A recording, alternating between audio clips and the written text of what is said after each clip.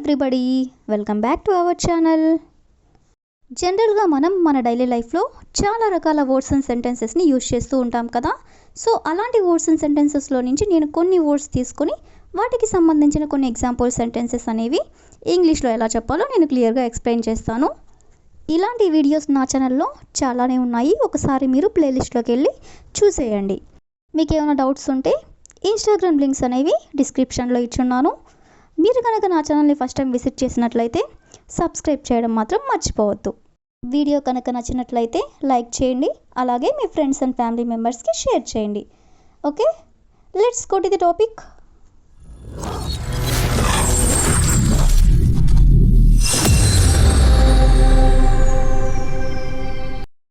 First sentence ఒకసారి చూడండి.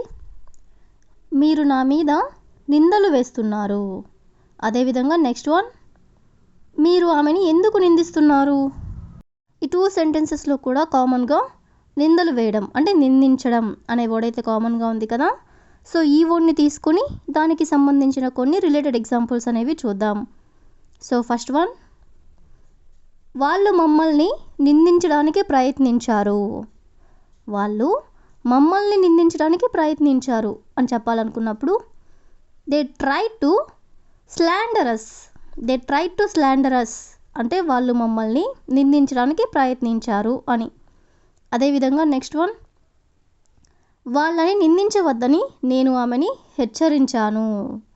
వాళ్ళని నిందించవద్దని నేను ఆమెని హెచ్చరించాను అని చెప్పాలనుకున్నప్పుడు I warned her not to slander them.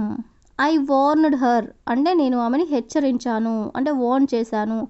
Not to slander them, not to slander them అంటే వాళ్ళని నిందించవద్దని. అదేవిధంగా నెక్స్ట్ వన్, వాళ్ళు నిందని వ్యాప్తి చేస్తున్నారు అంటే స్ప్రెడ్ చేస్తున్నారు అంటే నిందని స్ప్రెడ్ చేస్తున్నారు అని చెప్పాలనుకున్నప్పుడు they are spreading slander. They are spreading అంటే వాళ్ళు స్ప్రెడ్ చేస్తున్నారు దేన్ని అంటే నిందని. So slander. అదేవిధంగా నెక్స్ట్ వన్, ఇతరులని నిందించడం ఆపండి. ఇతరులని నిందించడం ఆపండి అని చెప్పాలనుకున్నప్పుడు స్టాప్ స్లాండరింగ్ అదర్స్. స్టాప్ అంటే ఆపండి, స్లాండరింగ్ అంటే నిందించడం, అదర్స్ అంటే ఇతరులని. అదేవిధంగా నెక్స్ట్ వన్, వాళ్ళ పేరుని నిందించకండి. వాళ్ళ పేరుని నిందించకండి అని చెప్పాలనుకున్నప్పుడు don't slander their name. Don't slander their name అంటే వాళ్ళ పేరుని నిందించకండి అని. అదేవిధంగా ఆమె నన్ను నిందించింది. ఆమె నన్ను నిందించింది అని చెప్పాలనుకున్నప్పుడు షీ స్లాండర్డ్ మీ. షీ స్లాండర్డ్ మీ అంటే ఆమె నన్ను నిందించింది. అదేవిధంగా నెక్స్ట్ వన్, మీరు అతనిని ఎందుకు నిందిస్తున్నారు. మీరు అతనిని ఎందుకు నిందిస్తున్నారు అని చెప్పాలనుకున్నప్పుడు why are you slandering him. Why are you slandering him అంటే మీరు అతన్ని ఎందుకు నిందిస్తున్నారు అని. అదేవిధంగా లాస్ట్ వన్, మీరు నా మీద నిందలు వేస్తున్నారు.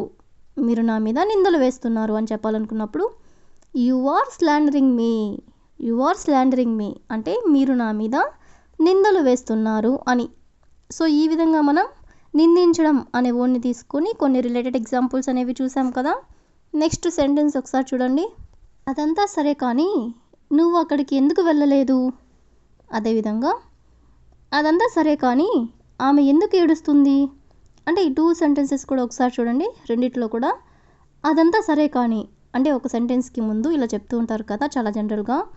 సో అదంతా సరే కానీ అనే వర్డ్ని తీసుకొని దానికి సంబంధించిన కొన్ని రిలేటెడ్ ఎగ్జాంపుల్స్ అనేవి చూద్దాం. సో ఫస్ట్ వన్, అదంతా సరే కానీ అతనికి ఎందుకు చెప్పలేదు. అదంతా సరే కానీ అతనికి ఎందుకు చెప్పలేదు అనేదాన్ని that's all okay but why didn't you tell him. That's all okay అంటే అదంతా సరే కానీ, బట్ అంటే కానీ, why didn't you tell him. Why didn't you tell him అంటే అతనికి ఎందుకు చెప్పలేదు అని. అదేవిధంగా నెక్స్ట్ వన్, అదంతా సరే కానీ మీ నాన్న ఎక్కడా. అదంతా సరే కానీ మీ నాన్న ఎక్కడున్నారు అని ఇలా అడుగుతుంటారు కదా. సో దీని ఇంగ్లీష్లో that's all okay but where is your father. That's all okay అంటే అదంతా సరే కానీ, బట్ అంటే కానీ, వేర్ ఈజ్ యువర్ ఫాదర్ అంటే మీ నాన్న ఎక్కడా అని. అదేవిధంగా నెక్స్ట్ వన్, అదంతా సరే కానీ ఆమె ఎప్పుడు పెళ్లి చేసుకుంటుంది. అదంతా సరే కానీ ఆమె ఎప్పుడు పెళ్లి చేసుకుంటుంది అని అడగాలనుకున్నప్పుడు that's all okay but when will she get married. That's all okay అంటే అదంతా సరే కానీ, but when will she get married అంటే ఆమె ఎప్పుడు పెళ్లి చేసుకుంటుంది అని. అదేవిధంగా నెక్స్ట్ వన్, అదంతా సరే కానీ అతను ఆమెతో ఎందుకు మాట్లాడాడు అంటే అతను ఆమెతో ఎందుకు మాట్లాడాడు అని అడగాలనుకున్నప్పుడు that's all okay but why did he talk to her. That's all okay అంటే అదంతా సరే కానీ, బట్ అంటే కానీ, why did he talk to her అంటే అతను ఎందుకు ఆమెతో మాట్లాడాడు అని. అదేవిధంగా నెక్స్ట్ వన్, అదంతా సరే కానీ అతను ఇక్కడికి ఎప్పుడు వస్తున్నాడు. అదంతా సరే కానీ అతను ఇక్కడికి ఎప్పుడు వస్తున్నాడు అని అడగాలనుకున్నప్పుడు that's all okay but when will he come here. When will he come here అంటే అతను ఇక్కడికి ఎప్పుడు వస్తున్నాడు అని. అదేవిధంగా నెక్స్ట్ వన్, అదంతా సరే కానీ అతను ఎందుకు ఏడుస్తున్నాడు. అదంతా సరే కానీ అతను ఎందుకు ఏడుస్తున్నాడు అనేదాన్ని that's all okay but why is he crying. That's all okay అంటే అంతా సరే కానీ అంటే అదంతా సరే కానీ, but why is he crying. Why is he crying అంటే అతను ఎందుకు ఏడుస్తున్నాడు అని. అదేవిధంగా ది లాస్ట్ వన్, అదంతా సరే కానీ నువ్వు అక్కడికి ఎందుకు వెళ్ళలేదు, ఎందుకు అక్కడికి వెళ్ళలేదు అని ఇలా అడుగుతుంటారు కదా. సో దీని ఇంగ్లీష్లో that's all okay but why didn't you go there. That's all okay అంటే అదంతా సరే కానీ, but why didn't you go there. Why didn't you go there అంటే నువ్వు అక్కడికి ఎందుకు వెళ్ళలేదు అని.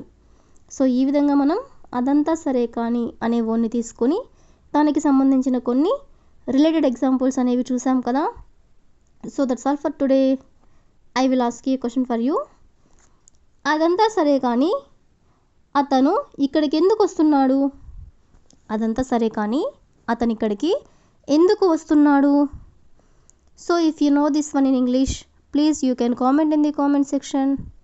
Thank you for watching.